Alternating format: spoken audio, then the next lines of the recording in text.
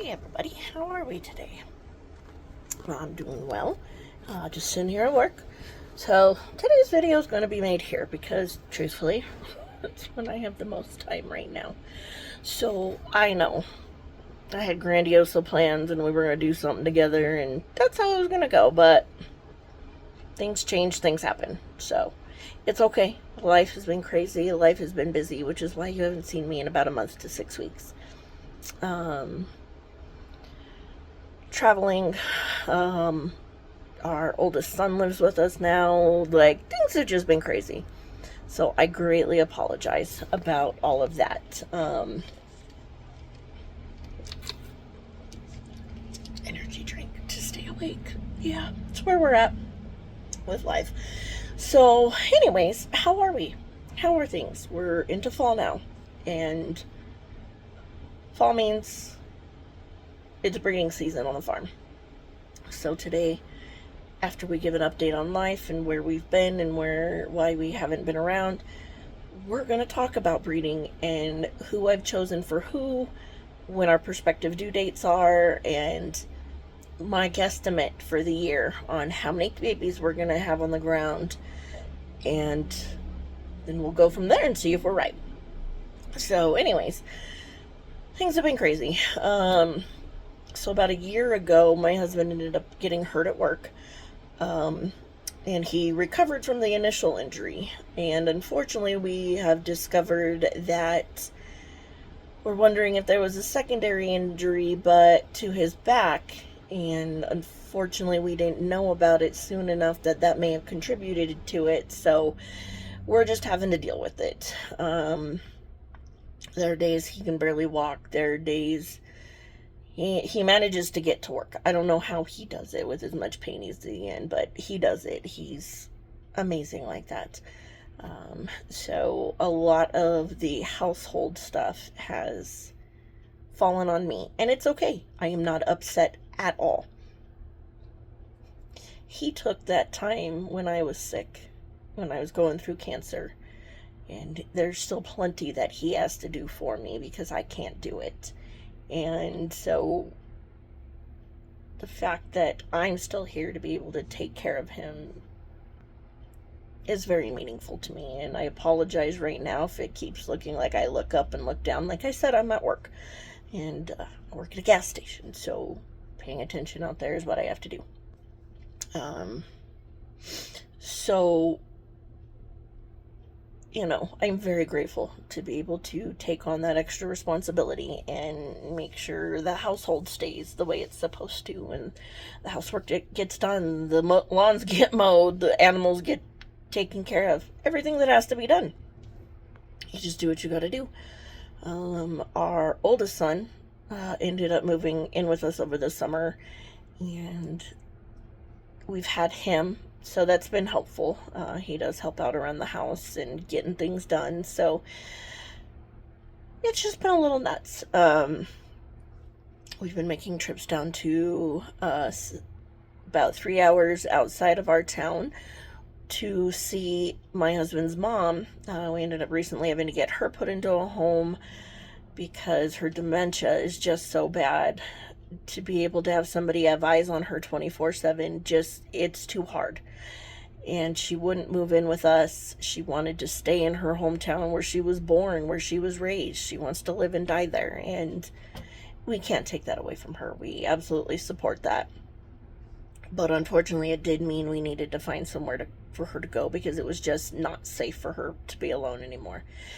And we found an amazing place, and we've gotten her all settled in there. And so this past weekend, we went down there to clear out some more of her stuff.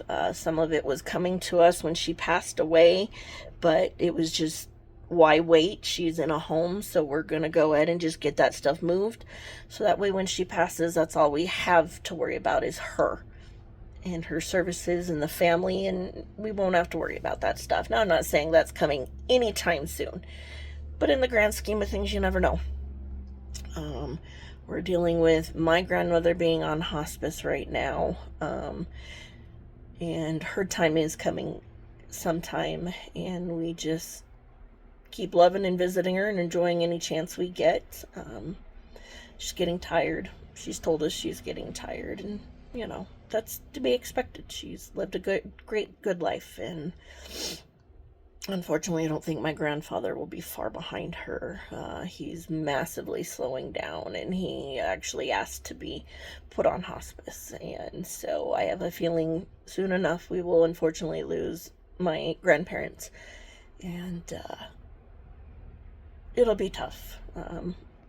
I lost my very first ever grandparent back in May of this year. My dad's mom passed away, and that was the first grandparent I've lost. And then my other two grandparents, those are my mom's parents. My dad's still doing okay for now, but they're all getting older. They're in their 80s and 90s, so it just is what it is. So that's kind of a nutshell of what has been going on. It has been crazy. So unfortunately, the YouTube took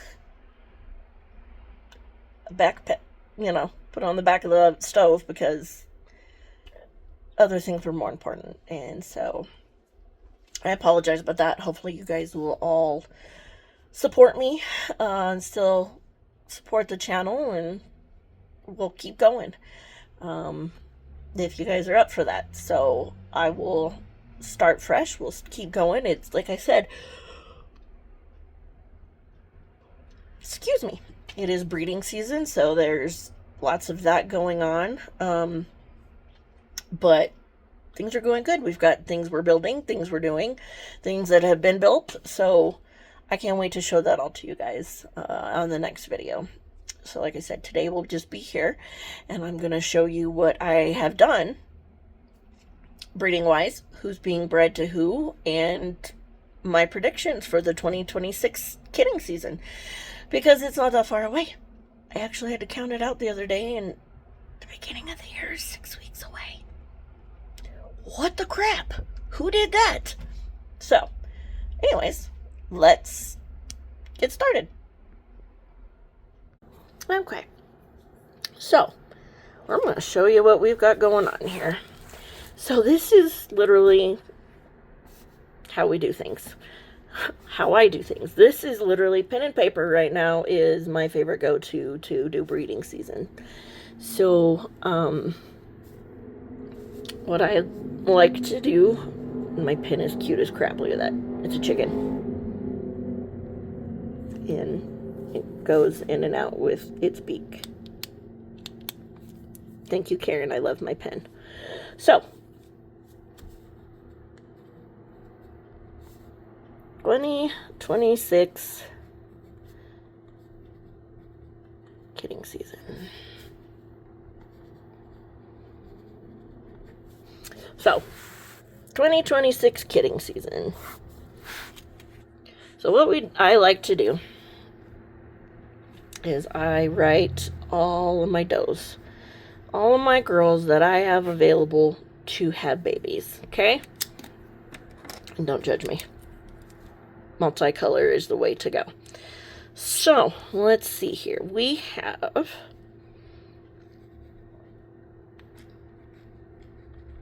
Kara, which I'll have to introduce you. I don't remember if I've introduced you to Kara or not. Kara or Fiona.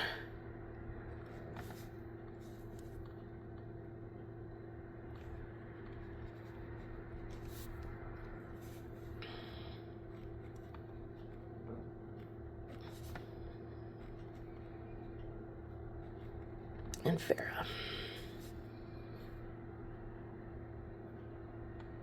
Okay, so we'll just keep going. So those are the three. So those are the Oberhasleys. So we also have Lilac, Lavender,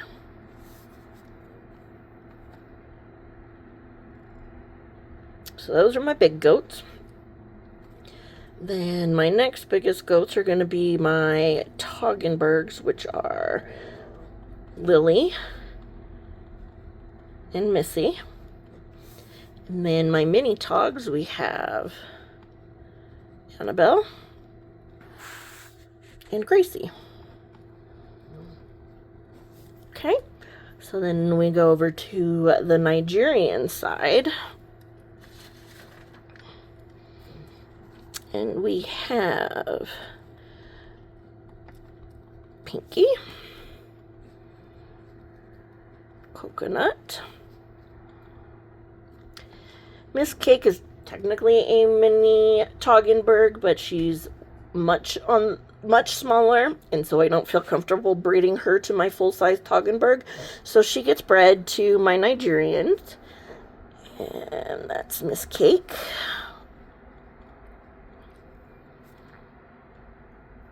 We have Lucy, and then we have my Fainting Goat, Miranda. Okay, and then we have Bunny. So these are all the ones that are currently able to breed. So they're old enough, no need to worry about it. So then we'll go with the spring doelings.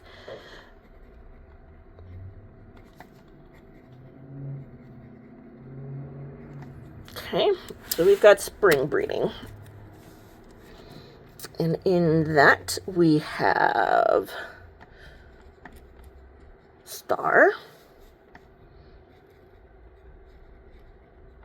Winnie,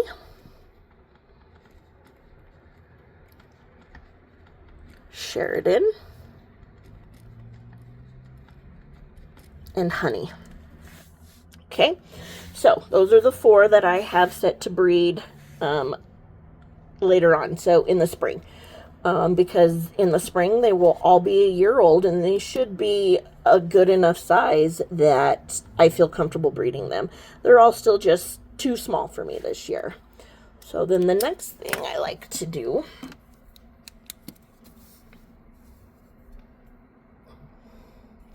is we're going to list my bucks over here. So we've got Abiham. And under Abiham, currently he has, that he is breeding with currently, is Pinky, Coconut,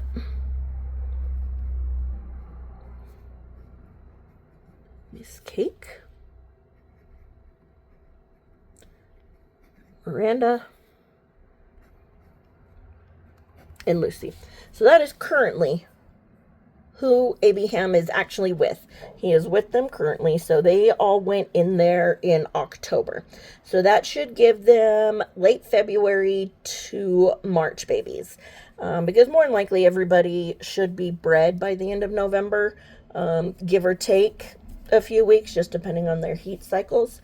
And so it might go into December, which means I may have some April babies. Okay, sorry, somebody came in. So, like I said, this is who's currently in with Abiham. And they should be bred anywhere between October and December. Quite a few of them I'm already convinced are pregnant, but we just keep them, I keep them all in till the end of the year. That way that covers in case they come back into heat or anything like that. So then the next thing I like to do is I go back off of their previous kidding date, and I guesstimate how many babies I think they're going to have. So Pinky, the last 2 seasons, has given me the same amount, which is 4 kids. So we're going to predict she's going to do that again. Coconut had twins last year, and knowing her mother and whatnot, Mama was pretty fertile. I think her and Lucy, because they're sisters, are both going to have 3 babies. And Lucy had 3 last time as well. Miranda is a first-time freshener, so I think she's only going to have 1.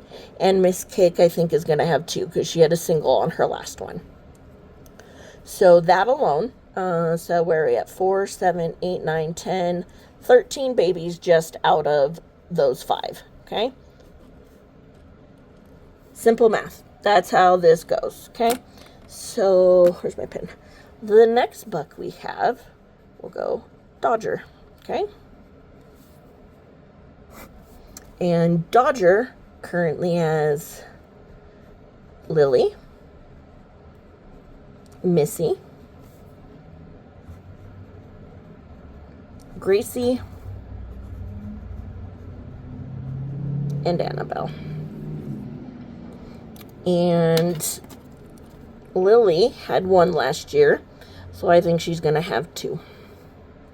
Missy has not actually kidded, so this should be her first freshening, so we're going to go with one. Gracie has given me twins every single time, so I think Gracie yet again will give me a set of twins. And Annabelle, the last two seasons, has had triplets, so we're going to go triplets for her. So 3, 4, 5, 6, 7, 8. And I think those 4 are going to have 8 babies. Next is Jack Jack. And Jack Jack has 1 and 1 only, and that's Bunny. And last year, every year, she's given me twins. So I think she's going to have twins. Okay. And let's go Bart.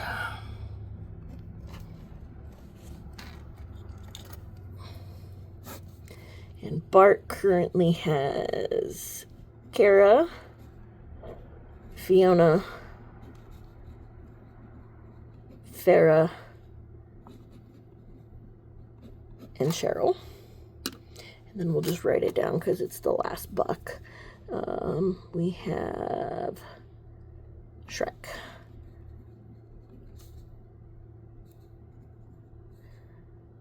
Okay, and Shrek, or Mocha, whichever you feel like calling him. But I had a Fiona, so I had to have a Shrek. So Shrek is actually Art's son that came back after we lost Art. So Shrek currently has Lilac and Lavender, who are both first-time fresheners. These are Laurel's daughters. Okay, so Lilac and Lavender are Laurel's 2 daughters. I think I just said that. Had to pause because, work. So we're about an hour later, sorry. But you wouldn't know that. Because, pause, resume.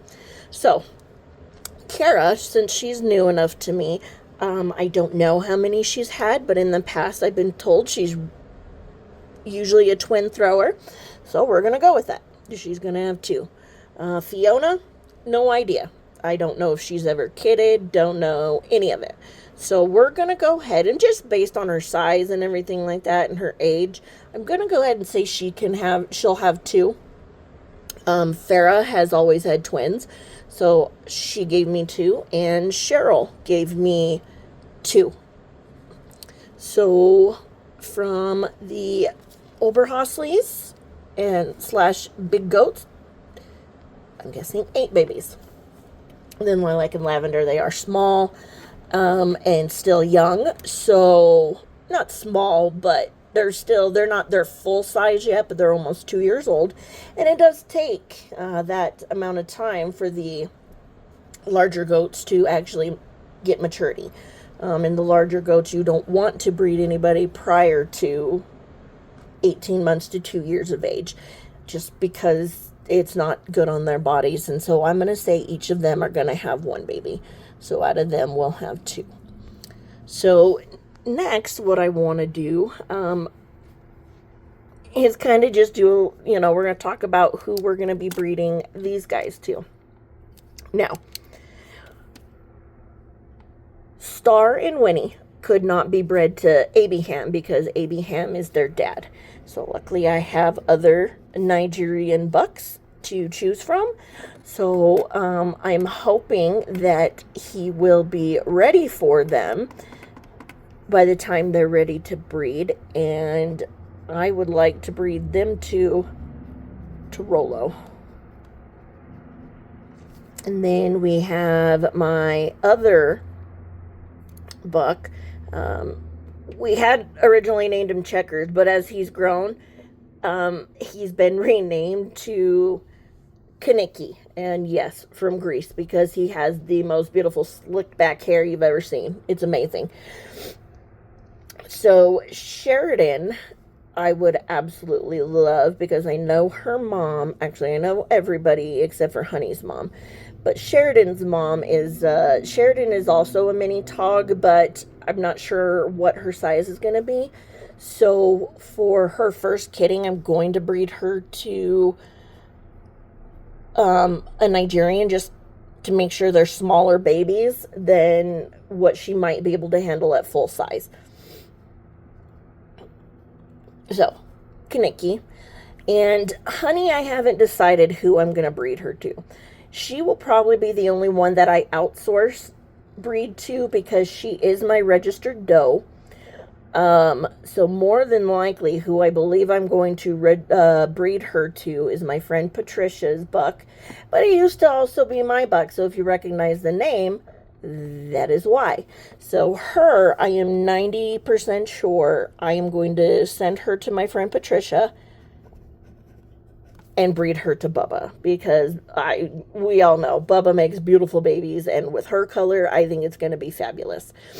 So, more than likely, they will probably each have a single. That's totally okay for their first time. Some may have a twins. We'll just have to see. But we're just going to go ahead and say they're all going to have a single. So there's 4. Okay, so let's do some math here. So we have 4, 6, 14, 15, 16,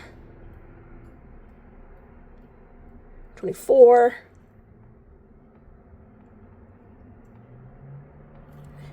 and that, my friends, is 37 babies. So that is my guesstimate for this next season. 37 babies. So what we'll do is we'll have a whiteboard with all of their names and what's going on, and we're going to keep track and see if my guesstimate was right. So that is my guesstimate for our 2026 kidding season and what we're going to have. And I also like to do a little bit of math and find out kind of how much money I could roughly make. Now, of course, not knowing if they're having bucklings or doelings and, exactly how many, what I like to do is I kind of average it out. So my bucks usually start at around 150 per buck.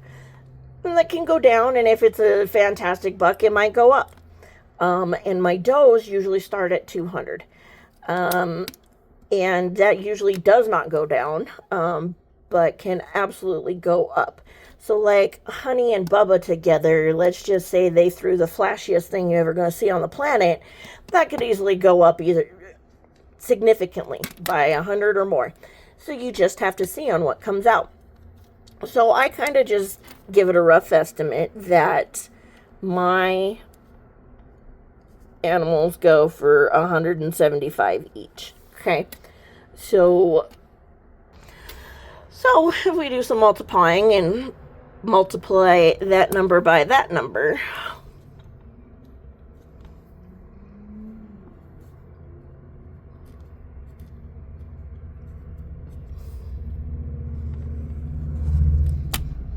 that is my guesstimate of about how much I will make just for the kids next season. Now, again, anything can happen. Some don't make it. Some you do trades with. It all just depends. So this is just my guesstimate, and I more do this for fun for me. Kind of like, okay, here's what I think I can do. Is this what I can do? And see if I come even close to it. So I keep track of how much each one is sold for, and then I'll be able to find out where we're at. And so far, over the last couple of years, the one thing that this number has done for me is help make feeding paid for all by itself. So currently, I am going through, here, I go through 1 2-strand bale every day to feed everybody.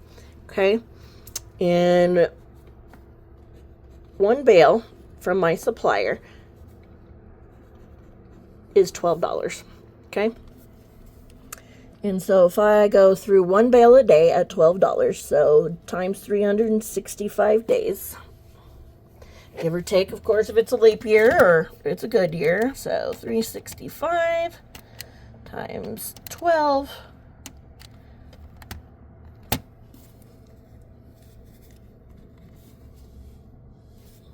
is 4,380. Okay, so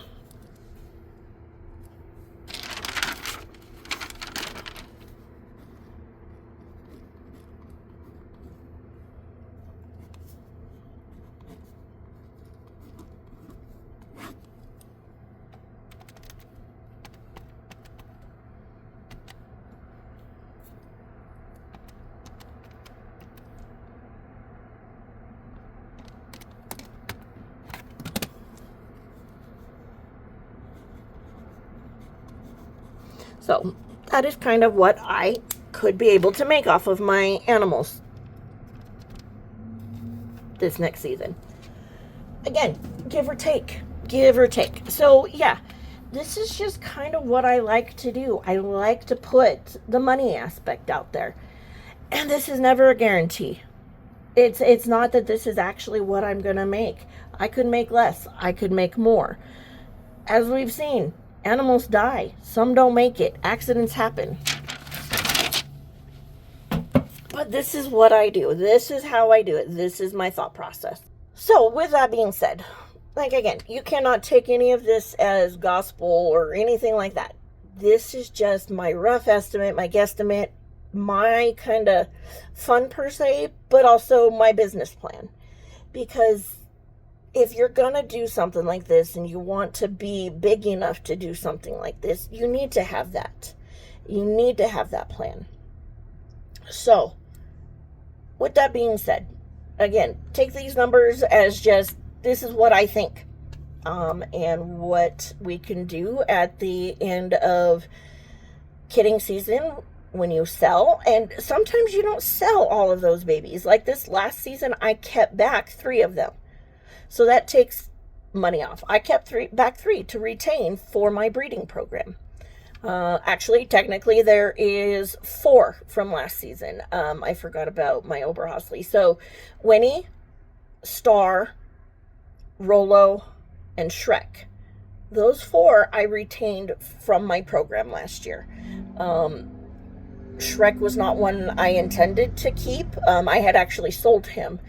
And then when his dad died, I needed another buck. And it just so happened to work out that the friend that I sold him to had decided to go in a different direction than the Oberhaslis. So I ended up being able to buy him back and bring him back into my herd. And he is currently the one with Laurel's daughters because Bart is their dad. So I wouldn't be breeding them to them. And so, you know, I needed him back. And so he is here and he's here to stay. And that's who is with them at the moment. So, like I said, take this as you will. But this is just how things roll around here. And this is what we're doing this year. So stick with me. Let's see if I'm right. And later on this week, I'll do another video. I mean, I realize it's already Tuesday, but I'll post another video later on showing you guys who's who, who's dad, and what it looks like. So thank you for being patient. I know this was a little long, but hopefully you guys learned something out of it and are able to take something. So thanks for your patience. We'll see you guys on the next one. And I've got another customer and I'm almost done for the day. So have a nice night.